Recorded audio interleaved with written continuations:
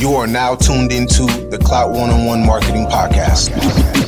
Do anything for clout. Dissecting the marketing strategies behind the most influential people, brands, and moments in culture. Whole lot of people need to hear this. Today is your day. Power your hustle with the Clout101 Marketing Podcast. Hey guys, it's Chizi Duru here. This is your girl Chanel, and you are now tuned into Clout101. Clout101 Podcast. And now your host, Idia Ogala. Welcome to the Clout101 Marketing Podcast. I'm your host, Idia Ogala. On Clout101, we talk to some of the most successful people across different industries and decode the marketing strategy beyond some of the most iconic brands, campaigns, and moments in culture.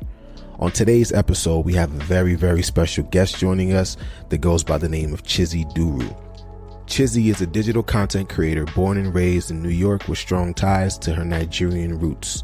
She first gained popularity on YouTube in 2014 with her natural hair tutorials and has since amassed over 750,000 fans across Instagram, TikTok, YouTube, and Twitter.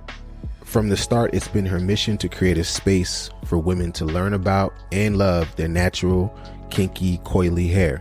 Chizi has since expanded to beauty, fashion, and lifestyle content, partnering with high-profile brands like Pantene, Walmart, and Estee Lauder in the process. She's also been featured in national TV commercials, launched a merchandise line, and founded the Afro Brunch, which is an international event series.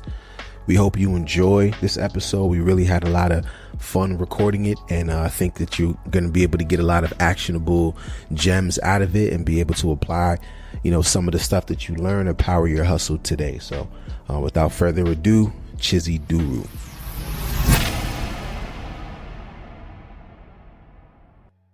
I'm here with a very amazing guest, Chizi Duru. Chizi, what's up? How are you doing today? How's your weekend going so far? How's your week been? Talk to me. Hey.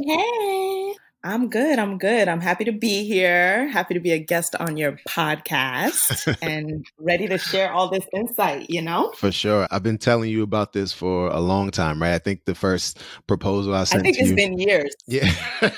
Hasn't been years. It hasn't been years. It's been whole years. Nah, probably 1 year. 1 year. But listen, either way, it's been too long and I'm happy to have you. Thank you for taking the time and the energy on this Saturday afternoon when you can be doing anything. You could be at brunch, shooting videos, and you're here with me. So I appreciate that. Of course, no problem. Okay. So the first question, and this is, probably something you get a lot in conversation. So you should be a pro at this answer. But how did you get started as an influencer? Yes, the the infamous question. So, like a lot of other influencers, it started off as a hobby. I went natural back in, I was introduced to my natural hair and just my natural hair journey back in 2000. When was this? Only because I had two journeys, but either way. The short answer is it started off as a hobby. And then as time went on, I really enjoyed it and I kept doing it. And I just saw that I was able to monetize it after a while. So I thought, maybe I can actually consider this as, an occupation. So, yeah.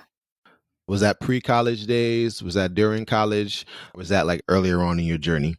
So I made my first YouTube video in 2011. So I was a junior in high school, I believe. Okay.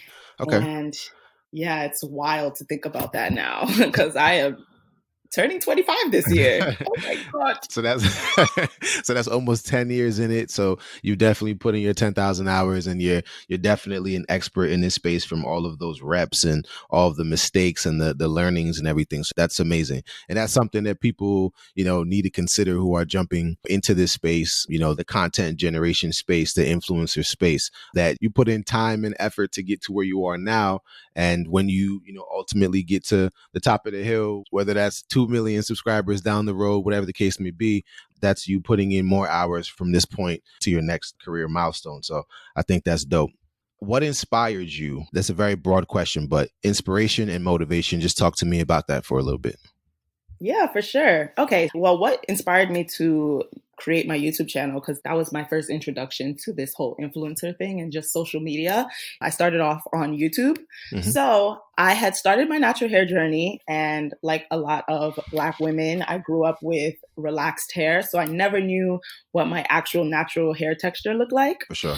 So when I finally did go natural, I looked to YouTube for inspiration and just education on how to deal with my hair type. And I just noticed over time that there weren't that many women that were showcasing, you know, their hair journeys and their hair looked like mine. So because of that, when I did find, you know, other content creators that had hair like mine, I was so excited because it was like so rare to see. So I figured if I'm this excited to see someone that looks like me and that I can relate to, then there's probably a lot more people out there that, you know, have the same struggle. So why don't I also contribute to this movement and, you know, start talking about my hair journey and showing my hair texture just so that someone else can feel represented. So that's really what inspired me, just wanting to create more representation for natural hair and just us as Black women. Well, it was kind of you internalizing how you feel and what you want projected on the internet, right? That's what I got from what you said. So were there any people who served as OGs in the space who gave you the blueprint that allowed you to be able to get a vision of what the content could look like? Or was it you just kind of trying to figure it out on the fly based on what it is that you know you needed that you didn't see outside? Oh, for sure. Definitely had a lot of inspiration from the OG natural hair YouTubers. And I think we don't talk about them enough because they really paved the way for, you know, a lot of the things that are happening now. So some of the people that I used to watch, Idia Kola, she's still a very successful blogger now, but she also first started talking about her natural 4C hair. So Idia Kola, Julesy, African Export, who else? Natural 85. Is it Natural Me 4C? Like, oh, Latoya Ebony. There are a lot. There are quite a few. I'm over here nodding my head like I've embarked on that natural hair journey. I know nothing, but these names sound very promising. I'm dead. Well, whoever knows, knows. Like, if you know, you know. All right. So obviously you've been killing it on social media. And that's the basis of why we're having this conversation today. So Instagram, I think you're a little over 160K followers, you know, Twitter, 20K. YouTube, obviously, that's the biggest platform that people know you for. A little bit under 500,000, so 500,000 subscribers, you know, 40 million views. So you've done a lot of great things. You forged a lot of, you know, marketing and content partnerships with brands, with big global brands, and you've sold out events. One that I, you know, obviously was able to attend in New York, I think back in, I forgot what month that was. And then another one you did in December in Nigeria. So yes, clearly you've been doing your thing. If you were to pinpoint one of the accomplishments, you know, that you're most proud of, what would that be? And this is your moment to please don't be bashful. Okay. I know you're very humble, but it's okay to flex because I think it's important to set that foundation for the people who are listening who want to emulate what you're doing. You know, thank you for calling out that I am humble, because I like to think that I am a humble person. No, but I think one of the achievements that I'm most proud of is, for one, just being able to go this long. Sure. Like you said, it's been almost or over 10 years. Sometimes I think about it like, how do I still actually have ideas? Like, that's insane. So that just alone is, to me, a great achievement. But outside of that, being able to make a full-time living out of this, that is also a huge achievement to me. And just some of the things I've been able to do through social media. So whether that's, you know, putting on the Afro Brunch, which is an event that you mentioned that you also were a part of, or, you know, launching my merch line and just having some of the brand partners and relationships that I do have, those to me are like really great accomplishments. And I'm really proud of myself. Yeah. But I need to hear some specifics. What is something that when you were able to execute that, it just made you feel like you made it? Like, damn, I'm doing what I've set my mind to do and I've arrived. What was that moment for you, or what specific, whether it was an event, whether it was a partnership, whether it was, you know, someone acknowledging you and your content? Okay. Well, I think one of like my bigger moments One would have to be landing a national TV commercial with Burlington. Hey. So yeah, that was pretty big. So yeah, just seeing me on TV, I just could not. I was like, wait, this is literally what I used to dream of as a kid. So that being able to happen was a huge accomplishment. When I saw it, I had no idea. I was like, nah, that's a Chizi lookalike. That's not her. I was like, nah, that's not her. and then I saw, I think you posted it on social media, I believe, as well. Yeah. So that's amazing. And then sometimes when I meet my supporters, it's really amazing just to hear what their experience is and how I've contributed to their life and just their self-esteem. So one time in particular, there was this one girl. She was just talking about, how great my content is, but how much it really resonates with her being a dark-skinned African girl. And she started crying to me. And I was like, oh my God, like for someone to cry, like cry. That's powerful.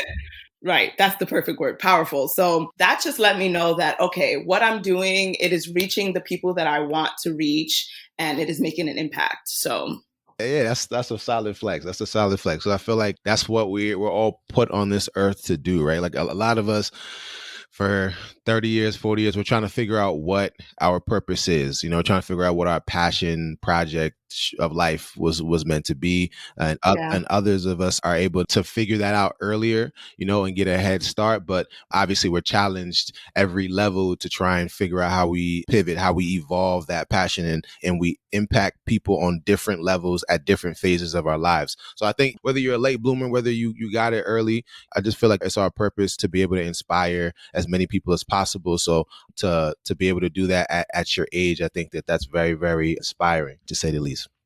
Thank you. Okay, no worries. All right, so this is where we pivot a little bit into the case study portion of this podcast experience.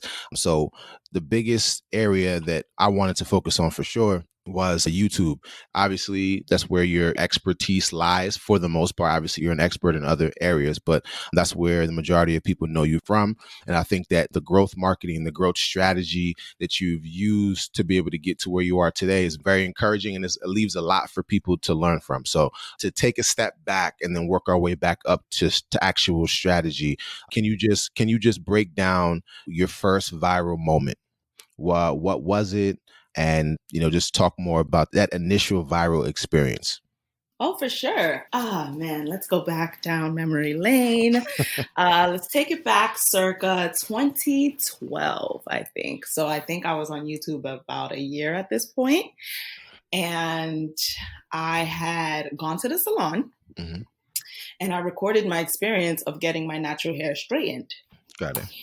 So that was a huge thing on YouTube back then because obviously 2010, 2011, that's when like the natural hair movement really started to like pick up and you saw a lot more videos on YouTube. So things like straightening natural hair and just like all the different styles you could do to natural hair would always blow up on YouTube, right? So I was like, well, I want to straighten my hair and I might as well record it because, I'm a YouTuber now. So I recorded the entire experience, I edited it and I posted it and it went pretty viral pretty quickly. I don't even know how many, it definitely hit the millions, maybe around 2 million at this point. But yeah, that was my first viral video and I'll never forget because this was before I started getting paid for content on YouTube. And it was like, I always was excited to like, have a viral video and be famous. Everybody wants to be rich and famous, right? Mm-hmm. So this video has like 1 million views and I'm like, woo, yeah, great. And then it's like, I look at my accounts, nothing.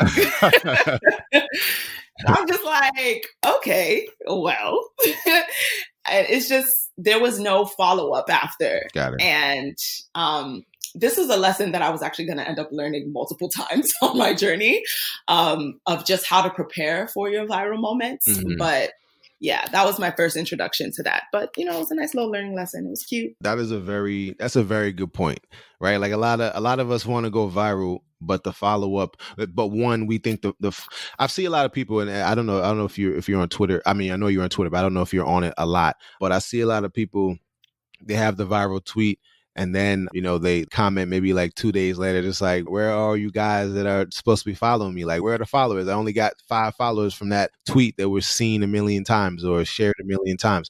And it's just interesting because that viral moment, sometimes it's more about the content that's being put out than it is about the person who's passing the content along.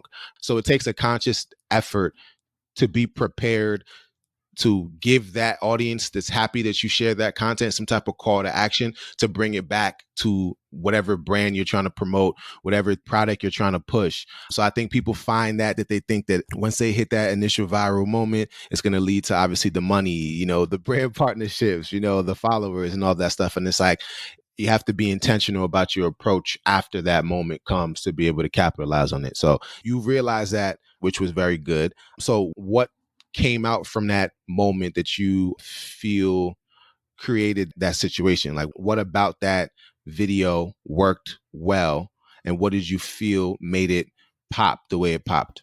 Yeah, so I do think because it was centered around a specific niche, that helped a lot. So the title had to do with straightening. I think the title was actually straightening 4C natural hair, right?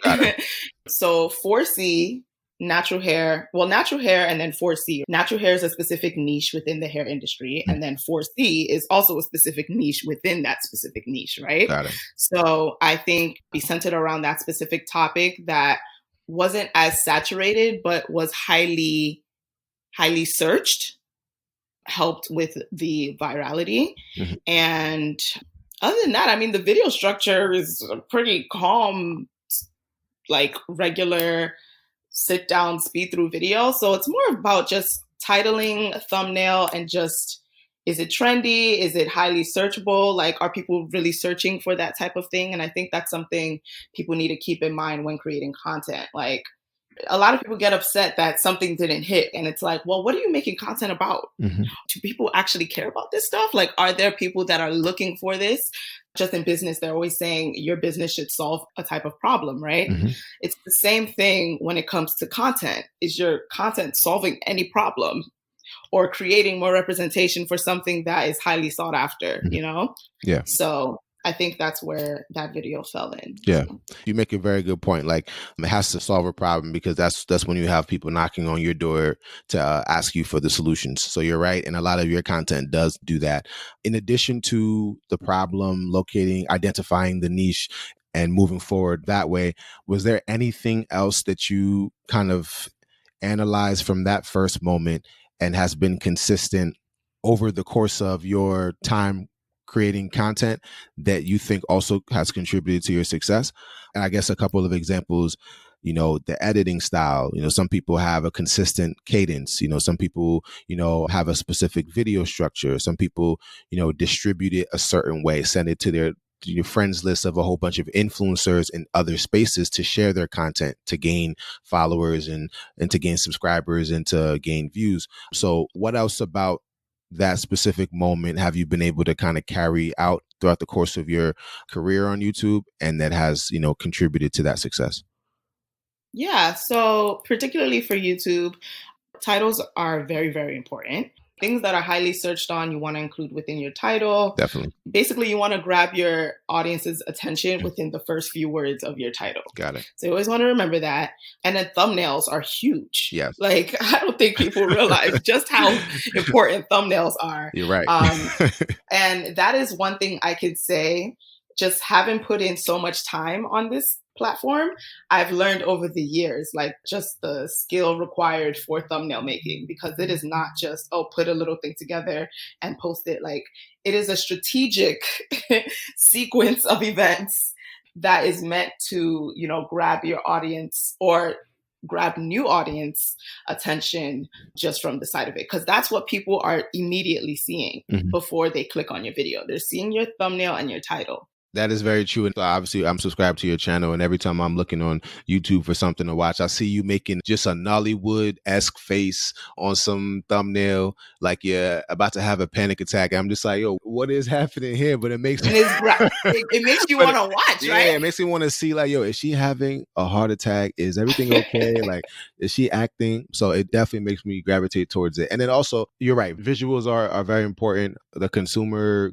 gravitates towards things that just catches their attention. So I've been in situations where there are two different videos that, maybe they're both 9 minutes long. They both have, in the title, what I'm looking for, how to incorporate your business, whatever. But one just seems more inviting by the visual representation of the video. So you're right. It's very important, and people need to take that seriously.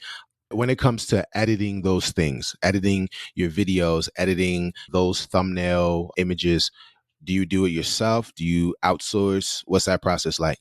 This is one thing I have not outsourced yet, just because it's so, I don't know, personal. Like, I think it's my essence. But in terms of editing, well, actually, I've started outsourcing the editing process for my videos. That I do outsource. So I do have an editor now, Nice. which is great. I can imagine.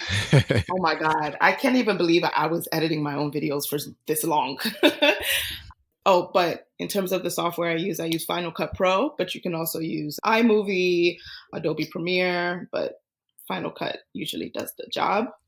For my thumbnails, I do those myself, and I use PicMonkey, and I've been using that for years. It's been working, so there's no need to change that. Sometimes I'll use Canva as well. Okay. But yeah, that's pretty much it. And for my thumbnail making process, though, over the years, I've realized that I do need a second or a third pair of eyes. Got it.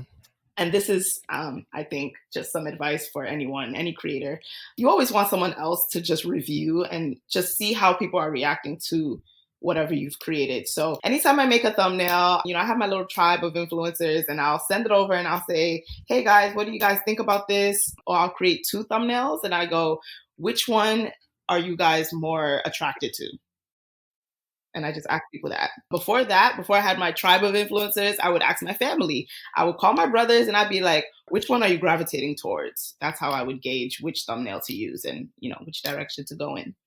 Okay, so you mentioned 2 things that are very important. The first thing you mentioned is that you've edited your own stuff for a long time, and you made a comment about, damn, it was crazy that I've done it for that long, or I didn't outsource it earlier. I think that is important. I mean, I hope you would agree that, like, you were able to learn a lot about your content, about the skill set that you need, about production, a flow of a piece of content that works. Now you're able to direct the editor to, point out things that you've accrued over the years in terms of little things that work, little things that don't work. You're a more well-rounded content creator because you have those reps, right? So I think that that's important, and that's something that, you should hang your hat on. Now it's obviously price has gone up, you don't have as much time, and you have budget to be able to reinvest in yourself. So it makes sense. But I do think that it's important for, entrepreneurs, for creators to, get as hands-on with that process as possible in the early stages, just so that they just have a firm understanding of their product, So from then they're able to instruct, they're able to lead, they're able to build. If the world shuts down and no one is available to help them, they can still get their creative ideas off. So I just want to make that point. Absolutely. And then the second thing you mentioned that I think the listeners could definitely take note on, you essentially use your family and your friends and your influencer contacts as marketing research. And that right there is important. Like, creators are very sensitive about their stuff, right? Like the stuff that I've created in the past, I'm not a rapper or a singer or this or that, but I'm still sensitive about the articles I used to write when I was writing with The Source, and the different things that I used to put out when I was producing other podcasts. I can imagine you probably the same way, but that initial round of feedback, especially being thick-skinned enough to listen to people when they're giving their criticism, when they're telling you, hey, listen, you can make this adjustment. Maybe you should consider this one. I don't like what you did here. It's tough, but that gives you the context that you need to have confidence when you're putting out that final product. It helps ensure it be as successful as possible. Yes. Before we pivot to discussing, some of the sexier parts of this experience, mainly brand deals, revenue, stuff like that, business, in terms of promoting your channel, like what other things have you done? Like obviously you've amassed a large following, so your followers are pretty much supporting you and promoting your own content for you, right? You don't have to do as much as you probably had to do back in the day. But to kind of reach new audiences, have you tapped into paid promotion of some of your content? Have you done strategic collaborations with other creators to be able to tap into their audience? Have you thought about that at all? So I have not done any type of paid advertisement for my content, but what I do like to do, which I did back then and I still do now, is whenever I create a piece of content, whether it's a YouTube video or Instagram, anything, but we're specifically talking about YouTube here, right? Yes. So anytime I create a YouTube video of some sort, I like to make sure, and I learned this from Gary Vee, he's so great, love him. I find ways to package that content for other platforms as well, so that it always leads back to the YouTube video. So if I'm creating a YouTube video, I'm going to promote it on Instagram by maybe taking a 30-second clip of that video and posting it on Instagram. And, in the caption, I'm saying, blah, blah, blah, blah, learn more on YouTube, click the link in bio. So it's driving the traffic back to the YouTube video. Same thing for Twitter. And I don't think people recognize how great Twitter is for conversion. The way people click on things when things are viral, it's insane. So I do this a lot for the clothing haul videos that I create. After the YouTube video, I'll chop it up into maybe a 30-second or 1-minute video, and I'll post that on Twitter. And I find I've had a lot of success in terms of, those little videos going viral on Twitter. And what do I do after? I follow up with a tweet right below the video, and I link the YouTube video so that, drives people back to that YouTube video. So it's the same kind of process with all social media platforms. This is just to help promote the YouTube video. Definitely. Yeah, that's a good point. From what I understand from all the testing I've done with YouTube, it seems like the money that you make, the ad money that you make, counts more if it's traffic that you directed from another source than people discovering you from their search function. So I think it's very important, as you mentioned, for people to test different platforms, break up videos into little micro content pieces to share it on their Instagram, on their Twitter, on their LinkedIn even, so that when people click that link, you're bringing unique traffic over to YouTube. And then from there, I believe they give you a larger cut when it comes to ad revenue and things of that nature. We want to just jump right into a little bit of revenue talk, a little bit of the money, a little bit of the business side of things. The money talk. Yeah, the bag talk. The bag talk. But we're not going to get you into trouble. Promise. Promise. So in general, give us like a general understanding of how much money you've made to date in ads. So specifically YouTube ads. So, over the course of my life, well, not my lifetime, my YouTube lifetime, I just checked the other day. I've had about 40 million views total. Can you repeat that, please? I think people in the back didn't hear it. Say it again. So I've had in total 40 million views on my channel. Okay, dope. That's over the course of 10 years. Wow. And remember, I didn't monetize my channel until, oh my God, I don't even know what year. Sorry, just to ask, was that a personal preference, or was that just something that maybe YouTube wasn't monetizing certain content during that time? Like, what was the reason behind that? So when I first started, I don't think YouTube had started monetizing just yet, but I think by the time 2012 came around, 2012, 2013, I think things were monetized by then. Got it. So it wasn't a personal preference. Please, I would want the money. Please. I actually just, I didn't know. I didn't know that you could get paid through AdSense on YouTube. Yeah. And when I finally did sign up, I guess it was a bit wonky back then. So for at least 2 years, even after I did sign up, I still wasn't receiving any money. So got it. Yeah. Okay. That's good. That's good context. So that means that there's more to what you're about to tell us than that actually exists. So go ahead. Oh, for sure. For sure. So yeah, so with all of that, I've made around upwards of 6 figures. And most of that came within the last 3 years that I've been like really consistent. That's amazing. So 40 million views over the course of the last 8 years or so, and upwards of 6 figures from the YouTube ads specifically. So that's amazing. That's definitely something to celebrate. And that's something that we're all trying to get to, myself included. So that's amazing. Congrats. Have YouTube ads been your main source of income, or are you also, diversifying on the brand side? What does that look like as well?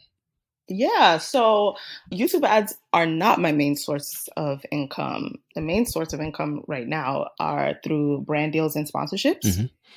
And I think that's something that a lot of people don't realize. Like, first off, it's quite hard to make a lot on YouTube just because of, well, one, the new rules that they've set in place. If you start a new channel, you can't even start actually monetizing until you have 4,000 watch hours.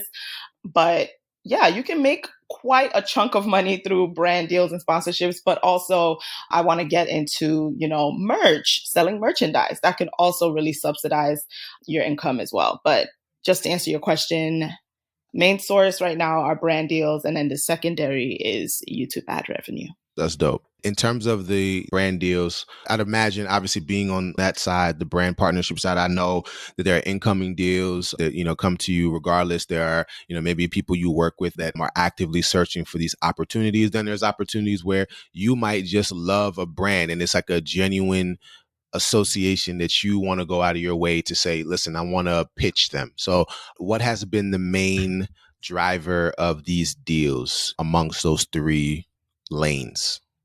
So a lot of my brand partnerships right now are through incoming cold emails. Okay. So that's the case for a lot of it. However, there is so much, and I try to say this, maybe I'm not saying it enough, but I just need people to really hear this. There is so much power in a pitch, okay? You are only getting 50% of the business that you actually can be getting from incoming emails. The other 50%, you have to go out and get, AKA pitching. So when I graduated college and decided to become an influencer full time, this was something that I really started to focus more on, and that was pitching brands.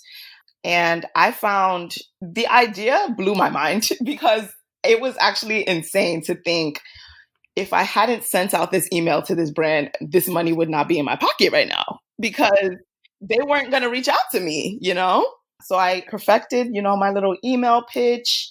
And there's so many resources and information on the internet. Google is truly your best friend. Like, you can literally just Google how to create a pitch email for brands. You will see all you need to know. And I perfected it, and I started sending them out to different brands that I wanted to work with. And the great thing about this is curated for the brands that you actually love and that you want to work with. So more likely than not, it's really going to resonate with your audience. So I found a lot of success in pitching brands that I really enjoyed.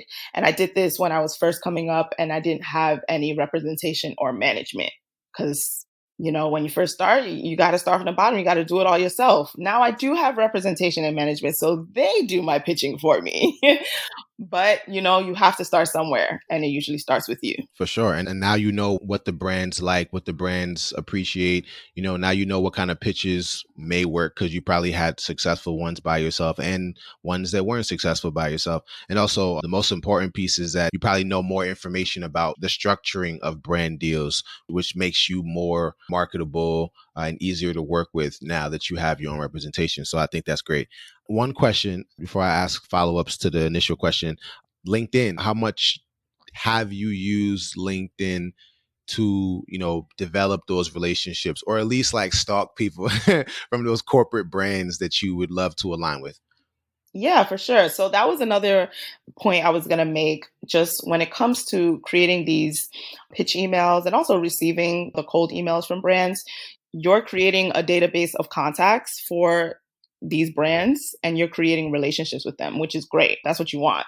And regarding LinkedIn, so LinkedIn is my best friend, actually, because when it comes time to pitch these companies and brands, you need to find the right person to email. You need to look for someone that is, whether they're head of influencer marketing or They're a PR agency that represents the brand that you're looking to work with. So LinkedIn is great for finding some of those people and connecting with them, whether it's on LinkedIn or you just kind of figure out, okay, they work there, they have this position. So now I can kind of like guess their email. Because there's a lot of that too. There's a lot of guesswork. There is. I used to do that back in the day before my time at the NBA, and I was writing for a lot of different like publications. I used to, try and pitch articles and everything to reporters I see on TV or I read in the newspaper. And I do exactly that. I send 3 different emails. The first 2 will bounce back and be rejected. The third one will land. So now I know the email structure and then I use that moving forward. So you're right. Like you have to be diligent and creative in your outreach. So I think that that's good. In 2020, you don't have to do that as much, the guessing of the emails, because again, LinkedIn is literally that for you. So I agree with you 100%. So in general, in brand deals, what are you looking for in the company? What qualities of the brand do you need as a bare minimum before you align yourself and your brand and your reputation with that company? Well, for one, I want to make sure that I actually use the product.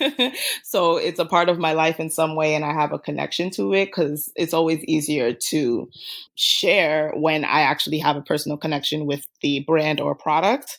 And then another thing that I look for is, or I think about is, will my audience resonate with this? I may not necessarily use the product or whatever I'm promoting at the time, but is it something that my audience would be interested in? That's another way that I look at partnerships as well. So yeah, and generally, you want to make sure they're not like problematic, and especially in this day and age, Of course. and in this current climate, you need to support people that look like me outside of you wanting to just promote your product to my audience. Definitely.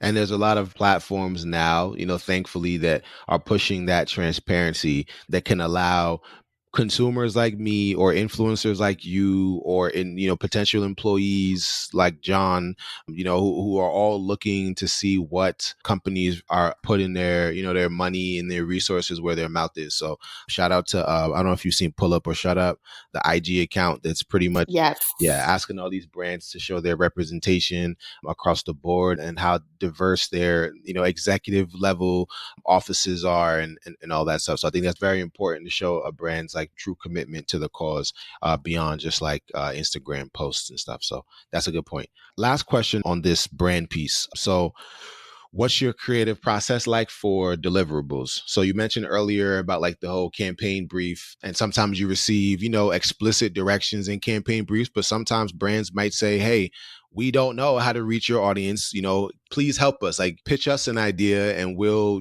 maybe add more money on top of this deal because you helped with the campaign strategy in addition to leveraging your platform, right? So if a brand has ever given you that instruction, like, hey, please, we don't know how to best tap your specific demo, but if you want to just like, give us some ideas of what you think might work, when that happens, what's your process to figure out that video concept or that IG post concept? Well, so it's not often that a brand will give me full creative freedom. But if they do, that's always lovely. Actually, generally, I like when they kind of give me some type of creative brief because it gives me some ideas on, which direction to go. And then I try and fit it in how I'm already going to create content. So if I know for the month of, let's say August, I know I'm going to be creating a few clothing hauls. I know I'm going to be creating a few natural hair videos. I know I'm going to be creating probably a few lifestyle vlogs in there. So it depends. If it's a fully dedicated video, because this is also how I price out YouTube videos, either they ask for a product integration, so that's a up to 2-minute shout out in the beginning of the video, or it's a fully dedicated video where I'm talking about the brand or the product throughout the entire video. And that one is going to run you some money. Some coin. Some coin. So depending on what type of video that is or which one they pick, that gives me an idea. So obviously I always like to do YouTube integrations because they're so much easier. All you have to do is talk about the product for 2 minutes and that's it, So usually those are those ones that I can just stick into a video and it's not too much thought that's surrounding it. And if it's a fully dedicated video, then I'll think about a video idea that I already had in mind, because my notes section is filled with video ideas. And I'll see which one would work best for this partnership, essentially. I was going to say that's the one thing I heard. Well, I heard obviously a couple of things, but one thing that really stood out was what you mentioned about a concept book, like a book of different video ideas. How often do you circle back to those ideas and, think about how it could work throughout a specific week? So I'm always looking at my video ideas. So what I like to do is at the top of each month, I'll plan out my videos. So if I want to post twice a week, that means I need 8 videos for the month, right? Yep. And it's crazy because I actually recently just started implementing this into my life, and I don't know how I was just doing videos anyhow. I don't know. But now I think of it that way, where I kind of just figure out the schedule that I want, and then from there, just figure out how many videos that would total out to. So right now I'm doing twice a week, but that's 8 videos a month. So at the top of the month, I am just brainstorming 8 video ideas. Now, because in my notes section, I have like 50 million ideas already. So I'm always circling back to this and thinking, okay, what was something that I really, really wanted to do? Is this going to work right now? What's the current climate of the world? What are some heavy hitter topics that need to be spoken about? So some things will come from the top of my mind, but I do circle back to my video ideas note section a lot, like a lot. Because some of your best ideas come randomly at night. So and you just have to write them down. Yeah.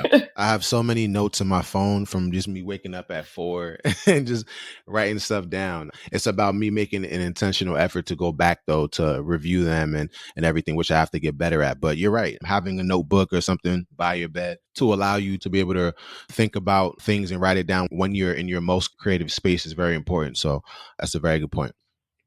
Yep. And then I like to check them off as I post them so I can see, oh, you actually did that video. Like, oh, that's dope. Mm-hmm. It's kind of cool seeing it come to life.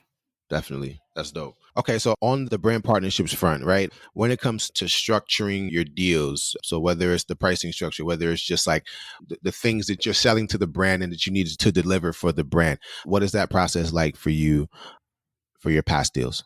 Yeah. Okay. So generally how it works for YouTube specifically, and we can talk about Instagram as well, because Instagram is like huge when it comes to influencer marketing. But anyway, so with YouTube, you can either sell a YouTube integration. So this is usually a 30-second to 2-minute shout out, shout out of whatever, product or brand that is interested. So these are usually like super easy, and this is going to be less money than, let's say, a dedicated YouTube video. So this usually is a custom price depending on, what the brand wants, how much of the product they want to be included in the video. But this is going to take a lot more work because basically this brand is buying up ad space for your entire video, essentially. Got it. So that one's going to run you some money. For sure. Okay. Okay. So that's for YouTube. So yeah. So you have a YouTube integration and then you have the YouTube dedicated video. For Instagram, you have your flat fee for one Instagram post. You can charge for your Instagram stories. I'm noticing a trend where one Instagram story can be 1 to 3 frames. And then things like link in bio. And also, this is the huge one, usage and licensing. Yes. We got to talk about that. Yeah, because this is the part that goes over a lot of influencers' heads. Yes. And then you have brands using your images and the videos you created for like, what do they call it? In perpetuity. In perpetuity. Yes, 100%. Yeah, so you got to read your contracts, and you should be charging for usage. This is actually where you're going to get a lot of the bulk of your money most times. 100%. We had a couple of influencers that gave over their original rates for this specific deal. We were working on a very, very big company, and they needed the rights for 12 months. The rights, obviously, after the influencer posts on their social media, they were going to, take that content and put paid ads behind it. and then pretty much just keep running it with all their campaign for a full year. And So whitelisting. pretty much the influencer, gave over their rates, and I guess wasn't sure about what that meant, like what the licensing structure should look like and all that stuff. And we had to educate them on, okay, listen, these rates are rates that you normally charge, but you need to label this as a 3-month window for the licensing, let's say. And then also obviously you can double that or triple that, whatever you want for 6 months, and also the same for 9 to 12. So I think it's important. That educational point is important for people to know, so they can structure their deals in a way that, maybe they're not losing value. Because if you have a big deal on the table, for example, if you're working on a deal right now with HBO for some talk show, right? You, Chizi, talk show on hair or whatever, you probably don't want the licensing from a deal that you were able to lock in the figures when you were at 430,000 subscribers. You don't want to lock in that deal to 12 months worth of licensing, right? Because that means that if that HBO situation was supposed to start in December, it means that brand can run those ads, throughout the time where your profile is exploding. You kind of want to maintain more control in that situation so that you're not in a bad situation. Yeah, and just also in the event that, you do grow exponentially, like if a brand has rights to your images for 3 years, after 3 years, you're probably tripled your engagement and your, audience size by then. So your rates are going to increase. So you don't want to, like you said, lock in too little of a rate for a really long period of time. No, 100%. Was there anything else on the pricing structure, that brand structure in general that you want to cover?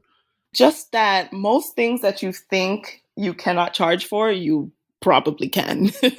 So another thing you mentioned was the brand putting paid ads behind your content. Mm-hmm. That's also a separate fee. So sometimes that'll be called whitelisting or boosting, or they'll just say, we're running paid ads behind this. You should be charging for that too. And I'm noticing a trend now, and I don't know if it's because brands are trying to, diversify their feeds. But I'm noticing that a lot of brands are reaching out and they're asking for content creators to create content, not to live on their channel, but to live on the brand's channel. Mm-hmm. So this is also something that obviously that you can charge for. And lastly, sometimes a brand will come back after you've created original content. So it wasn't in partnership with the brand, but maybe the brand got a hold of it and, they really like the content and now they want to use it for whether it's paid ads or whatever. You can also charge for them to use the organic content that you already created. That's game that a lot of people are probably missing. And I think that's very important to know, so that they're structuring their deals to the largest benefit to them personally, especially if you're doing it by yourself. If you don't have a brand manager or, representative who's speaking on your behalf in these conversations, you definitely want to rewind that and listen to everything Chizi said, because that's very important so that you can make sure you come out the best in these conversations. For sure. Okay. So let's transition a little bit to talking about your business, right? So business in general, and being a young boss, a young CEO. What's the biggest misconception about being a business owner that you've received to date? Oh man, I think it's that it's easy and that you get a lot of free time to just do whatever you'd like. And while that is technically true, something is always going to suffer if you're not doing something. If I'm lounging around all day, that means I'm not doing work. So it hurts you in the end. What have you learned about yourself on this business process, this business journey? Oh, that's a great question. I've learned that I really thrive on structure. And that is something that I really, really struggled with when I, first started taking this whole thing seriously after I graduated from college. I spent the last 20 years of my life in school and following this curriculum, right? And then all of a sudden, it's just like a free for all. Like I have to create all of the structure, figure out a schedule. There's a lot of moving parts, and trying to create a day-to-day structure was really difficult when there was no one to be accountable to. So, yeah. Mm-hmm. On the topic of structure, I agree with you wholeheartedly. Like, it's scary, like going from corporate to being a full-time creative, or going from school to being a full-time creative, or even from, your parents creating that structure to you having to figure it out on the fly. I have conversations with my friends all the time about that, where they're talking about that and how they're having difficulties figuring it out. But I almost feel like that's it. Like, once you master that, once you master, the art of valuing your time and forcing others to do the same, I think it just unlocks a different level of, fulfillment, productivity, all of those buzzwords. So how did you get to the point where you were able to prioritize self? You were able to understand what it is that you need to be productive, to, have a peaceful mind. What was that like for you?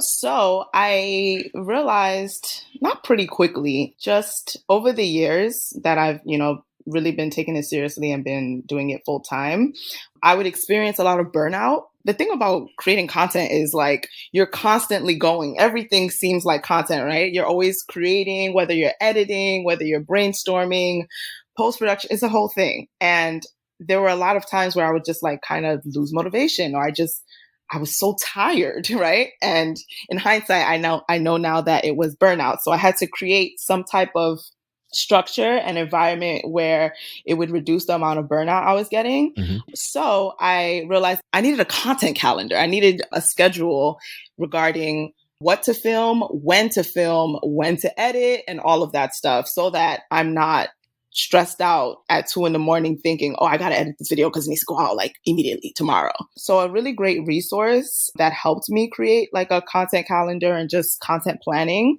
and execution is another influencer or content creator named Erin May Henry. She finna get the plug today. Erin May Henry. Is that what you said? Erin May, yes, Erin May Henry. Never heard of her, but what does she do?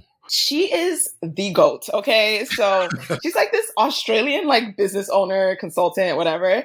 And she like makes amazing YouTube videos, literally just talking about how she structures her online business, because she's a business coach, but she also, creates YouTube videos and all of that stuff. So she has amazing videos just helping you to create a content schedule that includes planning, brainstorming, and just execution.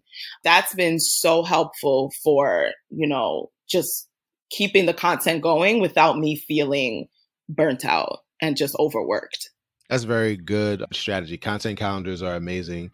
And I definitely, use that for clients, and as well as I try and use it for my personal pages and everything. But that's very important. And as you said, provides that structure to allow you to live your life in other areas, because that your free time is your free time and doesn't have to be occupied by your business. So I think that's cool. Are there any other people who are in like the business mentorship space or have products that are similar to Erin that you use for motivation and to help you align with your structure? So another influencer or should I say influencer or content creator? I think both. if they have a following or an audience that listens to them, then they're technically influencers as well. So he's a little bit different. So y'all know, well, I'm saying y'all, but that I first, when I graduated from college, I was on the pre-med track. So I was supposed to go to medical school. So yeah. I would watch a lot of like med school students and also just anything related to med school. But this particular creator, Ali Abdal, okay, he's a medical student. I think he graduated already. But outside of medical school, he also runs a YouTube channel. He runs several businesses, and he creates a lot of great content, surrounding how he manages all of that.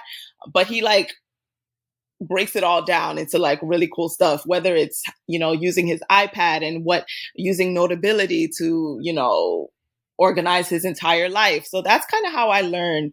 And I use this kind of information and I use that within my business as well. But yeah, he's dope. That's a great plug. I'm going to check him out and see if I can incorporate that. That's amazing. I hope everyone who's listening, they're writing down these people and they're jumping to YouTube right after to go listen to all these amazing resources to help you with your businesses.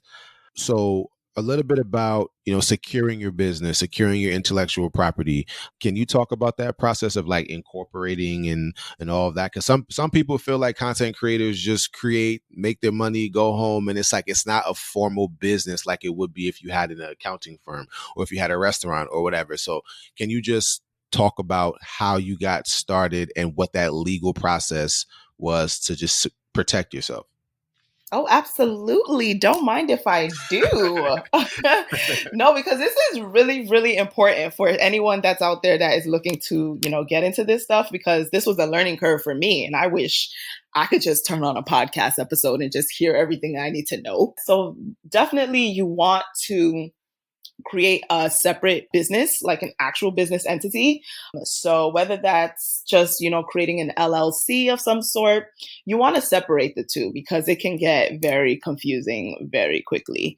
When I first started, I didn't become like an actual business until I think 2-3 years ago. But what I did do was create a separate bank account for all business expenses. So that's why it didn't really matter, because especially with taxes, I would file the same, or I would file as a self-proprietor. So it was fine. But the more money you make, you're eventually going to want to file as a business or file as an LLC rather than a self-proprietor, because you're able to get a few more tax breaks. But yeah, I think just first things first, you have to separate the business expenses from your personal, period. That's where you got to start. Yes. Amen. Listen, it's important for us to make sure our money's right. We can't want all the clout, want all the appreciation, the audience, and then we fumble the bag, right? So talk to me about your experience with taxes and what you've learned as a business owner. Yes, definitely. A very big misconception is that you'll see, the YouTubers and just the influencers living a lavish lifestyle. They're getting paid from brands, they're getting money from YouTube AdSense, and they're keeping it all to themselves. That is not the case at all. So just like with any other type of job in America, you have to pay your taxes back. So the only difference between an influencer and someone that has, a regular 9-to-5 job that's on payroll, if you're on payroll, taxes automatically come out, right? Mm-hmm. And then at the end of the year, you file for your tax returns and you get some of that money back. Whereas if you are an influencer and you're basically, what's the word? You're contracting? Technically, you're a contractor. Right. Technically you're a contractor. Yeah. So let's say I'm getting money from YouTube AdSense. I'm getting money from these brands, right? At the end of the year, we have to pay taxes back on that because the money was not taken out originally. We got the full payment, right? Yep. Non-taxed revenue. Yep. Non-tax revenue. Exactly. So rule of thumb I like to do is just 30% of all of my checks, I automatically put away into a high yield savings account. There we go.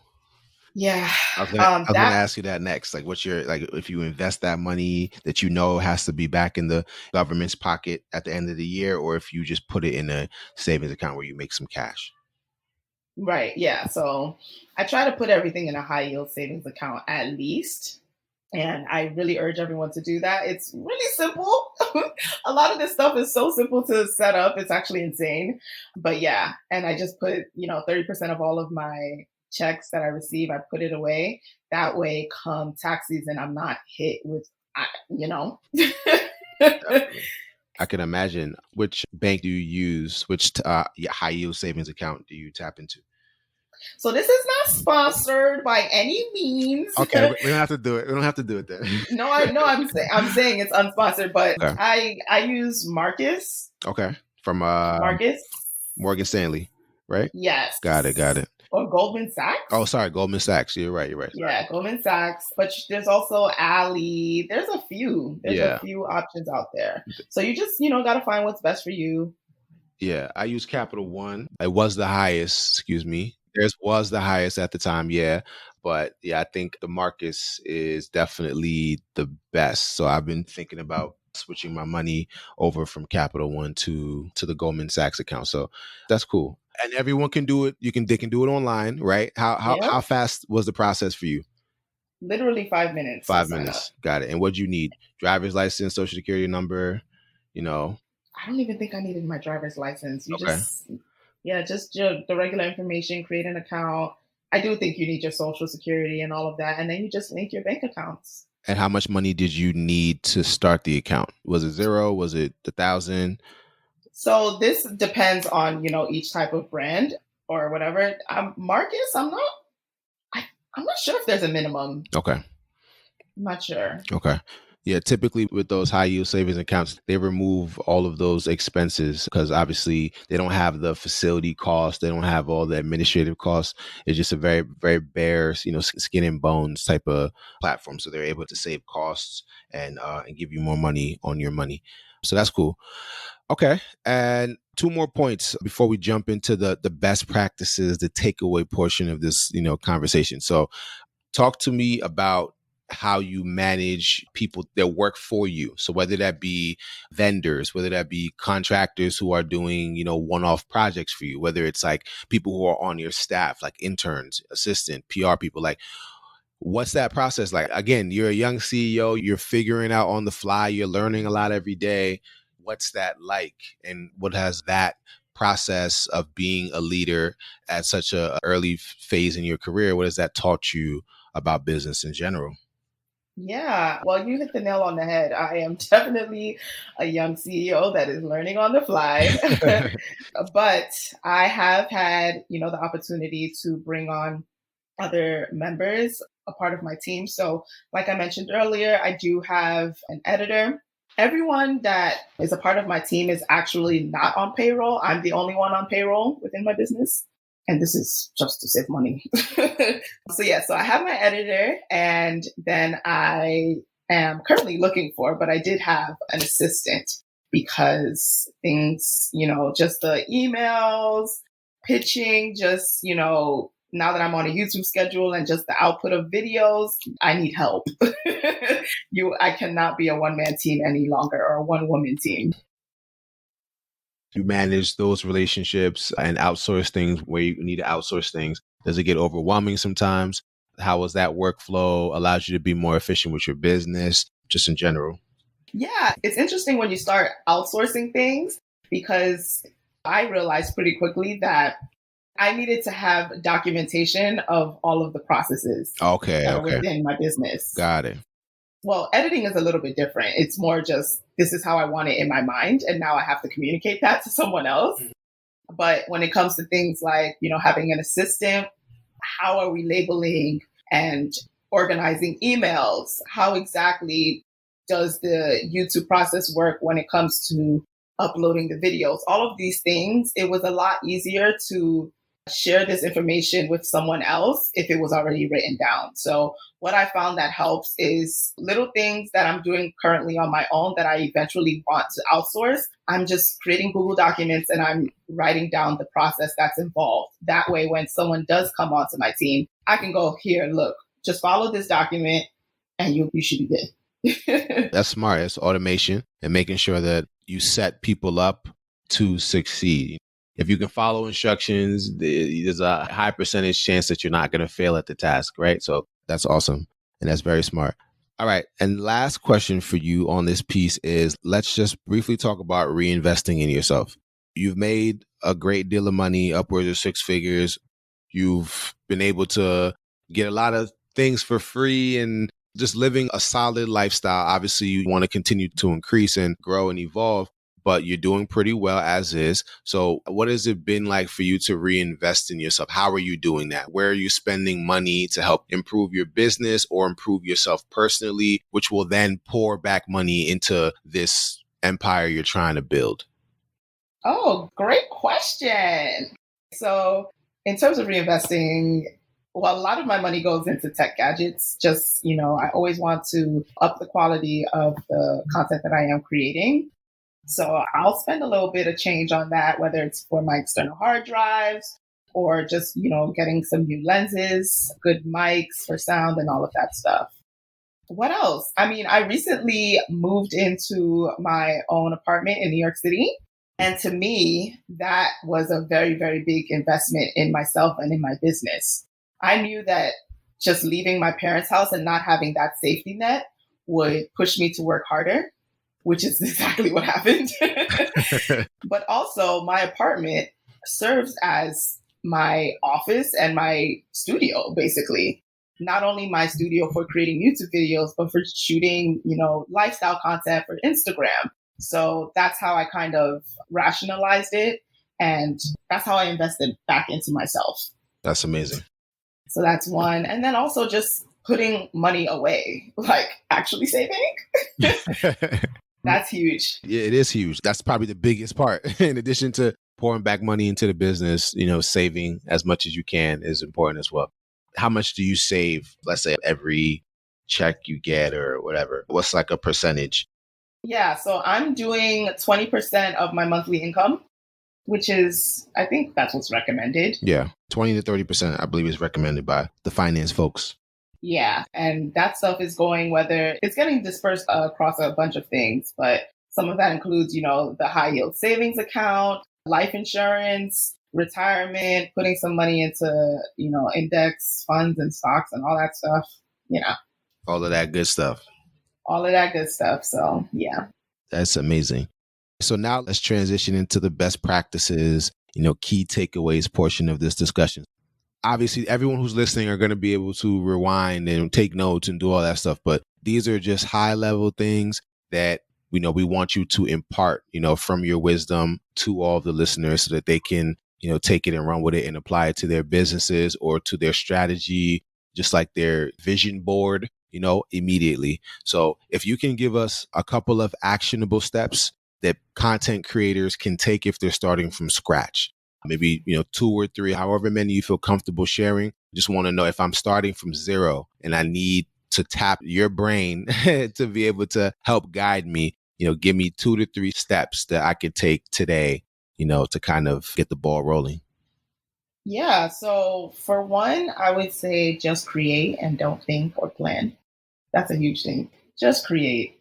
Everything else will fall into place eventually, but you have to start with the content. So just create and don't think, don't plan, just create. Mm-hmm. That's one. I would use your resources around you. When I first started, I didn't have a fancy camera or anything like that. I used my laptop webcam. The point is I started.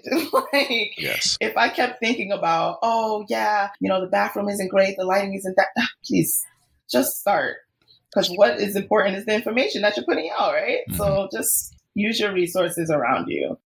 Also, just look towards like your favorite creators and influencers and see how often are they, putting out content? What exactly do you like about their content and what makes you kind of click on their content? And then you can, implement that within your strategy as well. That was something that I definitely did and I was advised to do because you don't know yourself. You won't really get into like, a groove of things until you just kind of try different things. So you just have to try and just look towards other people and see what they're doing and kind of, put your own spin on it until you find your own kind of lane or groove or whatever. For the people who are not at zero, right? So let's say content creators, influencers, whatever the phrasing is, who maybe, let's say they're at 25,000 subscribers on YouTube, right? So they're doing fairly well. They've identified an audience. They've identified, at least started to identify a process that makes sense for them. What advice would you give to that person on how to take it from gear 2 to gear 3? So I would definitely say to stay trendy. I would look for a lot of the, really big trends. There's always trends, every few weeks, really. Make sure you are creating trendy content, but obviously with your spin on it. So if you make content around hair, but there's this like really big, like trendy thing, maybe you can incorporate that within your hair content, So that's one. For Instagram specifically, hashtags are huge. They're still a big thing. So for certain posts, I've received a lot of traffic from just hashtags alone. And you don't have to put them within the caption. You can put them right under in the comments under your post. But yeah, you definitely want to search for trending hashtags that you can actually show up on because they really do help boost your content. Another piece of advice would be to, start thinking about collabing with other influencers and other influencers that may be bigger than you as well.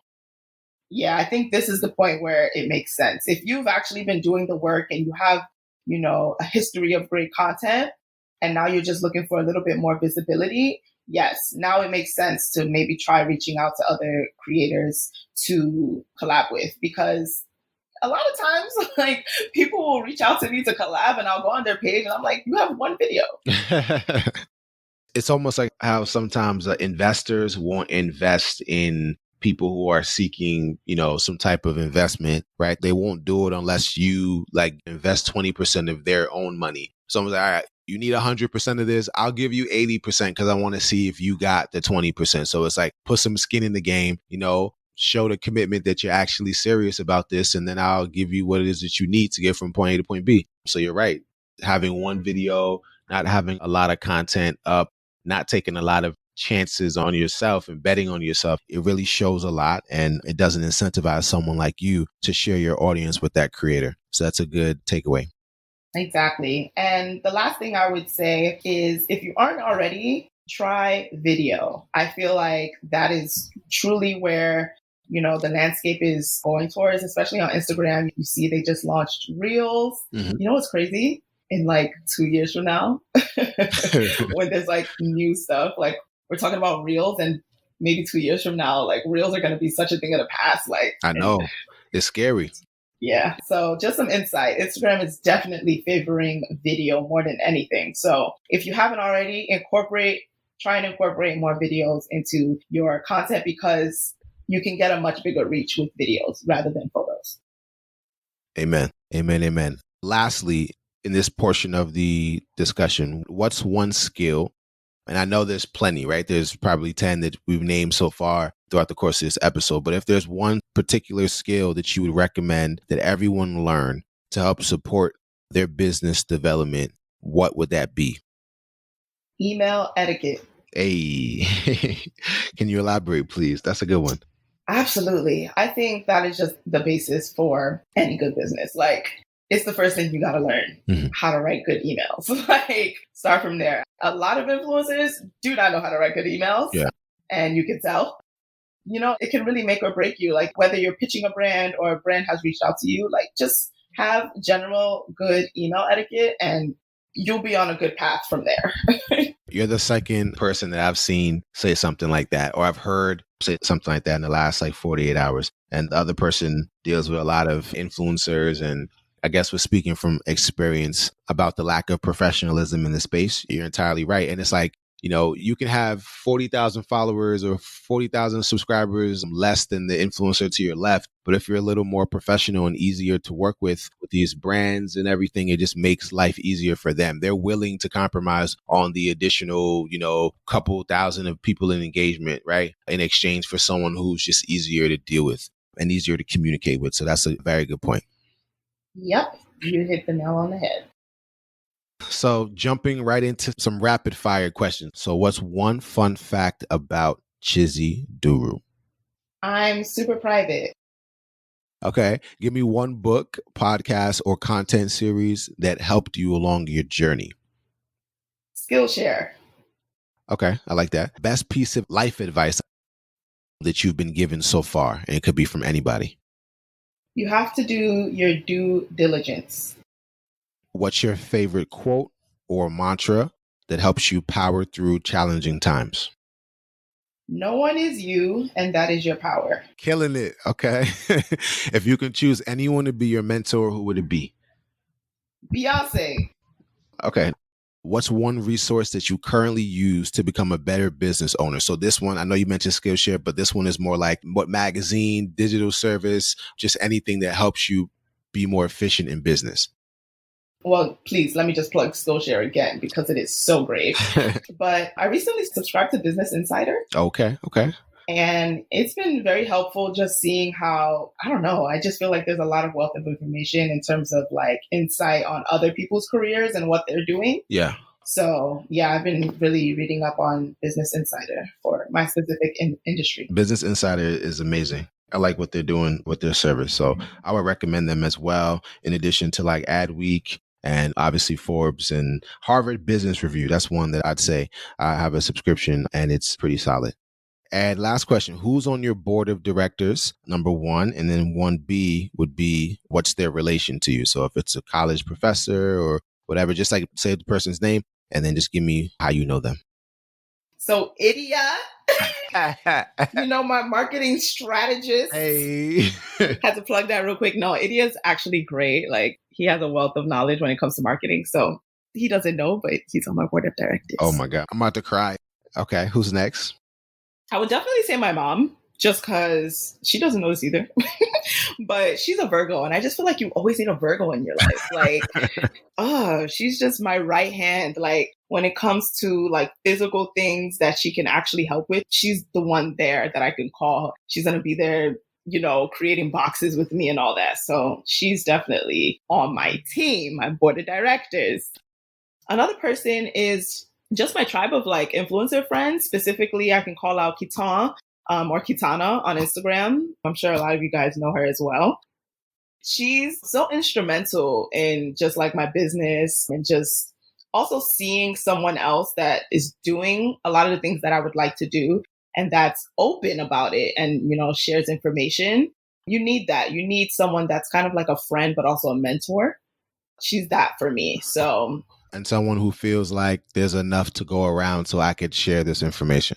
Exactly. That's really the most important part. Yeah, not everyone gets that, unfortunately. No, a lot of people are really stingy with information because, they're insecure and they think it can only be them. And it's like, no. I like that. No, there's a lot of room. Okay. Is there anyone else that comes to mind? Then there's, my financial planner that actually helps with planning my life financially. Okay. Yeah.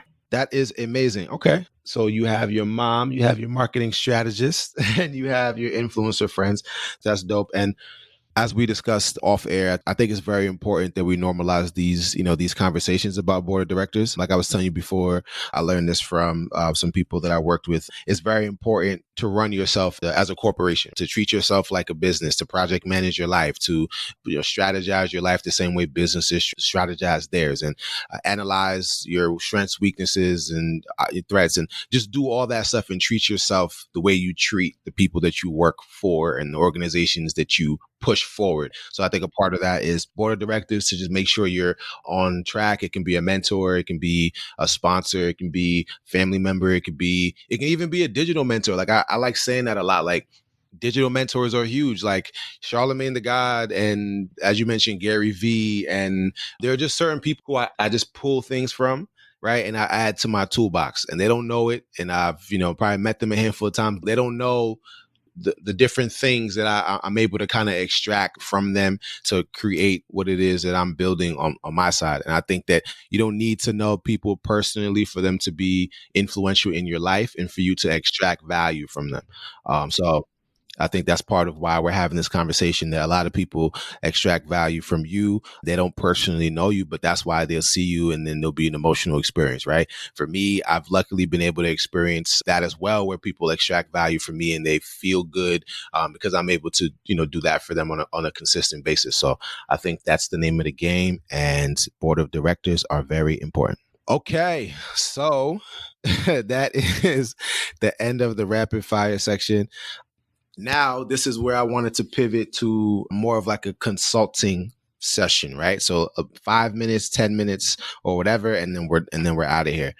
But yeah, so this is where I'm here to help you navigate. If there's one thing that you're trying to figure out from a marketing point of view, some challenges that you need some consultation on, let me know what that is, and I can help you work through your challenge with some recommendations. Okay. Consultant Idia, I have a question for you. All right, go ahead.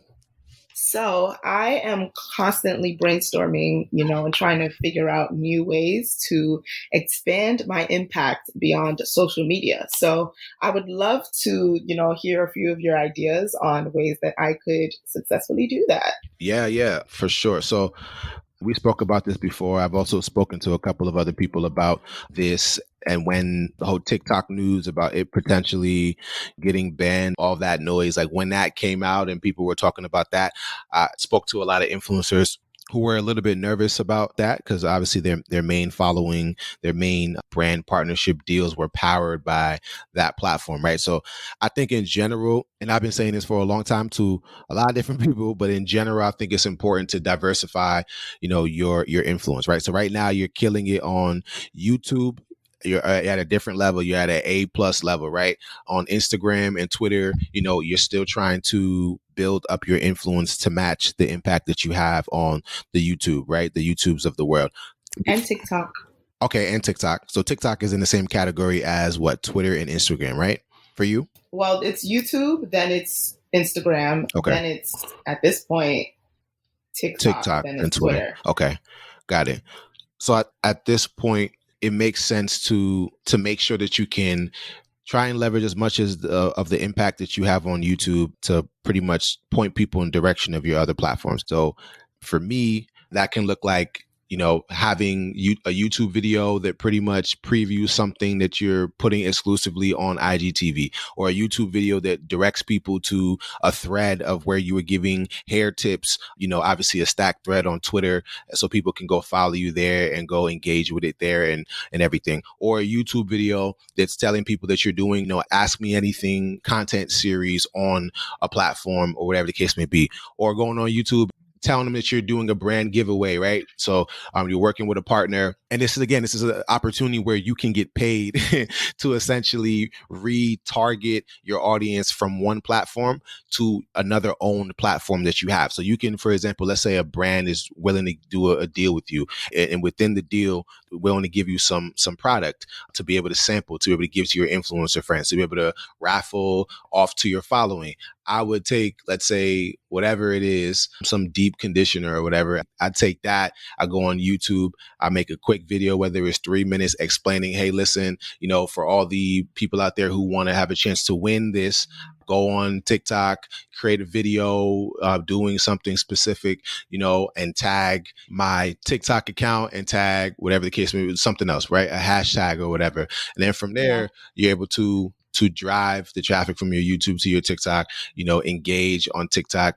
Maybe you get paid for it. Plus you get, obviously the samples, and then you're able to kind of leverage one to power the other. I also say that you mentioned it earlier, and I know that you obviously know that this is important, but just to reiterate, the strategic collaborations with other content creators. So if you have a large following on YouTube, I know some other people may have a larger following than you on Instagram. So definitely doing something where you're able to hop on their IG live, and then you're able to return the favor where they're hopping on your YouTube video and they're, talking to you about something or whatever. So one hand washes the other, and then you're able to build your following there and kind of make it more expensive across the board. So that helps protect you in the event. Obviously, this is not going to happen, but in the crazy event that we hear YouTube is considering getting banned in the United States, or just something crazy, they just shut down for 7 days, and engineers around the world are trying to figure out how to get the platform back up. It's not going to happen, but it's important to just future proof yourself in the event that 3 of these social media platforms disappear in the next 3 years, right? Another thing I think is very, very important is PR, right? So right now, you have more social media influence than like maybe 70% of like companies out there, maybe some in the Fortune 1000, but also just general companies who are doing relatively well. You have a reach that's broader than theirs. And that's why sometimes they reach out to you, not just for your specific demo, but just because you have an audience in general, right? So I think that you're an expert because you built that. So you're a business expert, you're a hair expert, you're an expert in diversity, I'd say, or reaching diverse audiences, right? And you're a content creator, right? So it's like there's a lot there, right? Even some people even categorize you as a celebrity, right? So there's like 5 subcategories under your umbrella, the Chizi Incorporation umbrella, right? That allows you to be able to speak to those things. So I think that a combination of maybe tapping into a PR professional who can, maybe you pay them, this is part of reinvesting in yourself. Maybe you pay them $250 a month or whatever, or $1,000 a month, whatever, 250 to 1,000, you can get a solid PR person who can sit down with you and say, hey, how do you want to be positioned in the world? What are your areas of expertise? Let's create a pitch 3 different types of article pitches and then just shop it around to different organizations, right? So that's one. That's the proactive approach.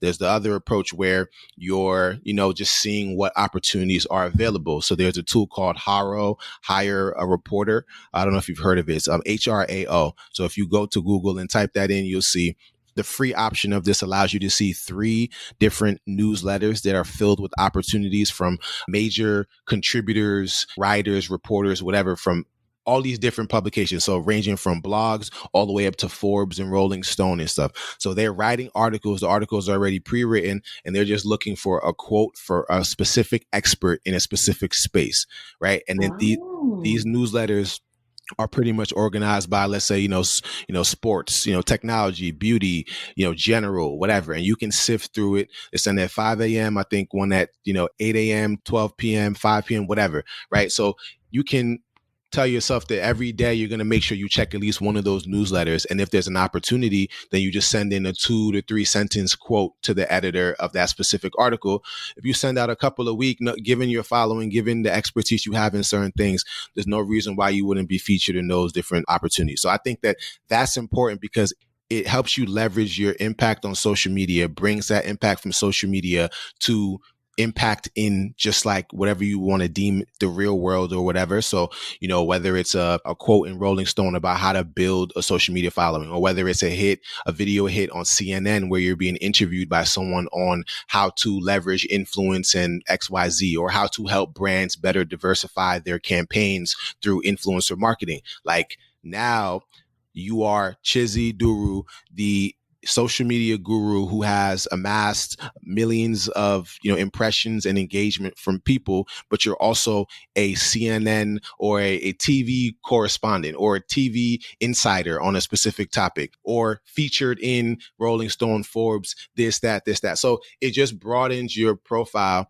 And then from there, you're able to leverage your social media expertise, your PR capital, and then roll that over into speaking engagements where you're able to, get paid $10,000, $15,000, $20,000 for these organizations who are looking for credible human beings, people who have the expertise, people who have the large profile to sell conference tickets. Obviously maybe in this day and age it's digital conference tickets, but what I'm trying to say, it just gives you a well-rounded profile. So if in any event social media disappears for a month, right? The way we didn't think COVID would ever stop the world for 3 months, but if social media ever disappears for a couple months, you are now positioned in the minds of people who were not on YouTube trying to learn how to do 4C hair, right? Now you're positioned in the minds of people who are in different demographics, in different, subgroups, and normally would not have cared about who you are to begin with. And then it allows you to be able to roll that over into other opportunities. So I just think in general, just being proactive about, making sure you continue to check the boxes, whether you're doing those 8 videos a month and everything, continuing to do that, continuing to do well. But then just like, even just, put your foot in it a little bit and just see how you feel about whether it's speaking at conferences, whether it's, trying to pitch an article based on everything you've learned. Here are the top 10 things every influencer needs to know before they get started. That right there, right? Like knowing that the influencer marketing is $1 billion industry. There's not one publication that wouldn't run that on your behalf, knowing the following you have, knowing the expertise you have, and knowing that you made it easy for them to do their job by brainstorming in advance, coming up with a preliminary list and offering yourself to be interviewed via audio or via video, right? You wrote it for them. You did their job for them. I just think that that's important to consider moving forward. Wow. You see, and this is why Idia is on my board of directors. Yeah. So yeah, that's all. That's all I got. Of course, we can continue to talk more about that offline and see what that looks like on a micro level, but just something to consider. And everyone who's listening, consider that as well. Just know that there's a new platform that emerges every day. There are new opportunities that emerges every day. So just be mindful, be present, and be intentional with trying to expand your profile. Because, in this digital era, it's important to make sure that we have a presence. So I think that's the takeaway from that feedback to Chizi. Anything else? Any parting words? Anything that you generally would like to plug? Just go ahead. The floor is yours. I would say just, make sure to keep up with me on all my social media platforms, YouTube, Instagram, Twitter, and TikTok, Chizi Duru across all platforms. And I would, stay in the know because I do plan on launching something pretty soon. Hey, So, okay. I think people HBO should TV stay show? appealed. Not all that. Not yet. But coming soon. Okay, bet. I appreciate you joining. Thank you very much. And we'll be in touch soon. Yes, absolutely. Thank you for having me. Man, thank you so much for tuning into today's episode. We hope that you found immense value in the discussion that we had, but most importantly, we hope that you were left with some practical gems that you can use to power your hustle today. For episode notes, for articles, resources, and cheat sheets, please visit Clout101.com for all that information. And to stay up to date on all things Clout101, please follow us on Instagram. It's at Clout101MKTG. So at Clout101MKTG. Lastly, it would mean the world to us if you can leave a rating on whichever platform you listen with, whether it's Apple, Spotify, Google, SoundCloud, whatever it is. Please try your best to leave a rating and let us know how we're doing. It means a lot, and it gives us a sense of how we're serving this community, how we can do a better job, and also helps us grow as organically as possible. For Chizi Duru, I'm Idia Ogala signing out. Stay safe, stay blessed, stay encouraged, and we'll catch you on the next episode. Peace.